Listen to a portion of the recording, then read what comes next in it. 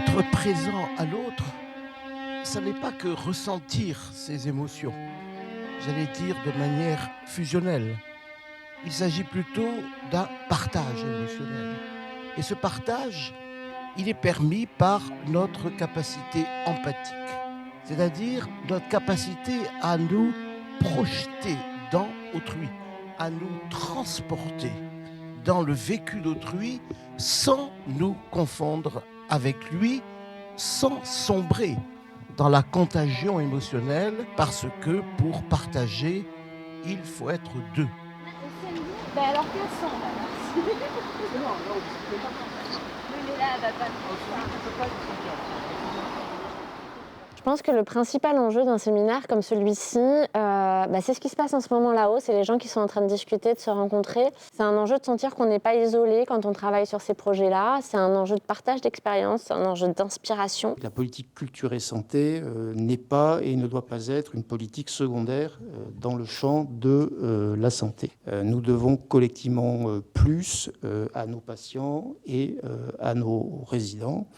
L'hospitalisation en établissement de santé ou plus encore les prises en charge de très longue durée dans les EHPAD ou les structures pour personnes handicapées ne doivent pas constituer ce qu'on pourrait appeler des parenthèses hors du temps et hors de la société. Parfois, le quotidien, il est dur, mais on fait ce choix, on y est là, et comment on va vivre ensemble et autour d'un projet culturel, comment il peut être fédérateur. Alors, c'est des terrains de démocratie culturelle, d'accès à la culture. C'est vraiment les priorités que l'on partage. On travaille en étroite collaboration avec la DRAC, la RS et la région qui portent les deux gros appels à projets culture et santé. On est aussi en lien assez fort avec un certain nombre de départements qui portent des appels à projets également, notamment culture et médico-social. Le cœur de l'activité du pôle, c'est de faciliter cette mise en lien avec des univers qui ne parlent pas forcément exactement la même langue, mais qui ont des enjeux et des intérêts communs et une envie de travailler ensemble. En créant ces espaces et ces moments de rencontre, de co-construction, ces projets relèvent d'un dénominateur commun.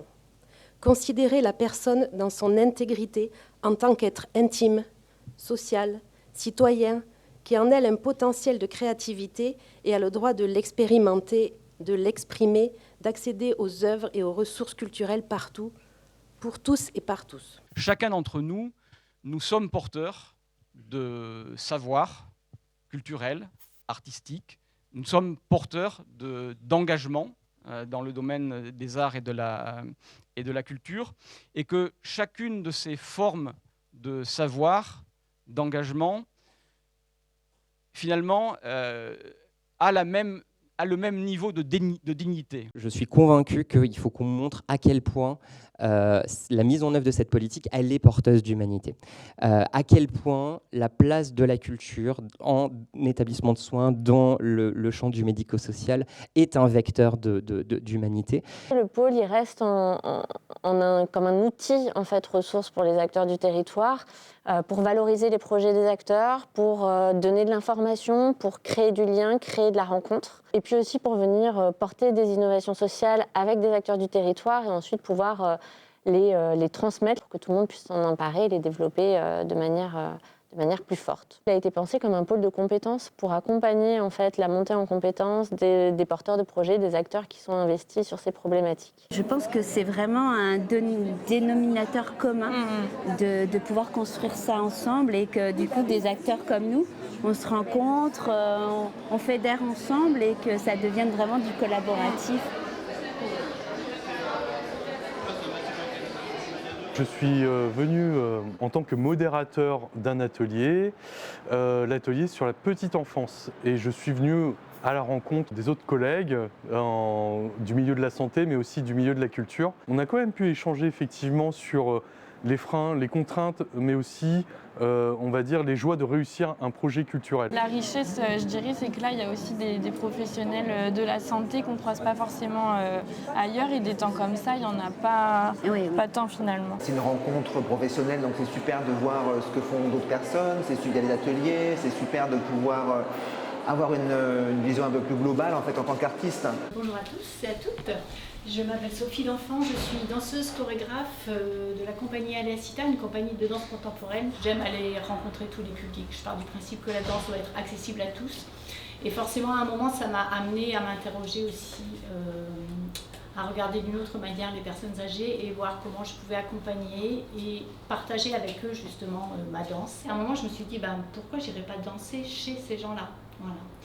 L'idée, c'est vraiment que les gens s'autorisent à rentrer dans la danse aussi, quelle que soit leur capacité, que ce soit, de mon point de vue, que ce soit debout ou assis, on peut danser de toute manière. J'allais te donner la parole.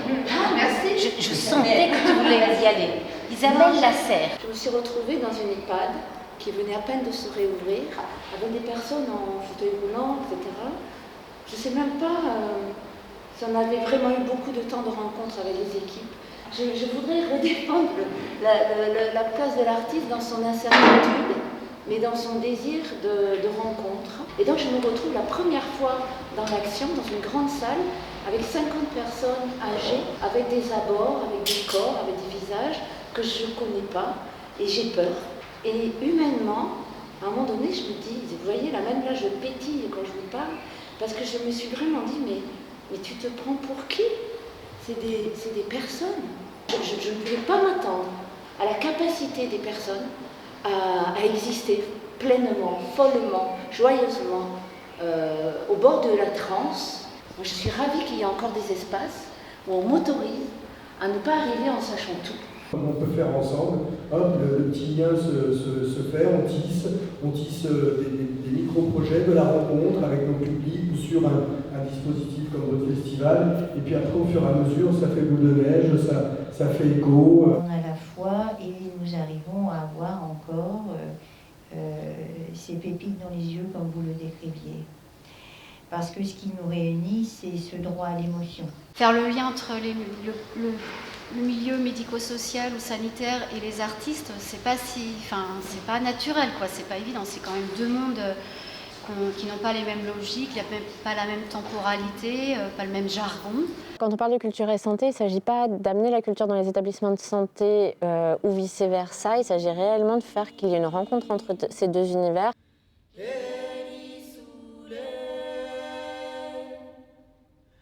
En tant qu'artiste, on arrive aussi avec cette fragilité.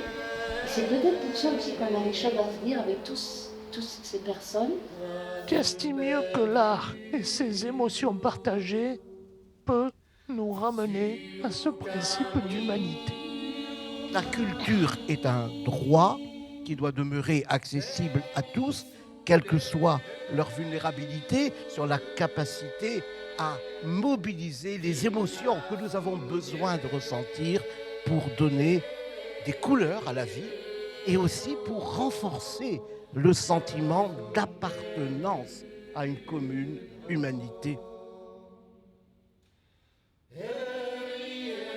La culture peut nous aider à mieux soigner en nous permettant de comprendre la beauté du soin et de penser à la beauté du soin. Sur le plan social, ou plutôt sociétal, l'art est une production de la culture et qui, à ce titre, engage l'épanouissement et le développement humain.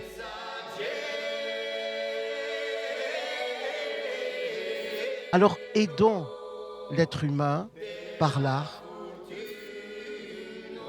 à ne pas se détester, à dépasser la mésestime de soi et enfin, le minimum, à s'aimer un peu.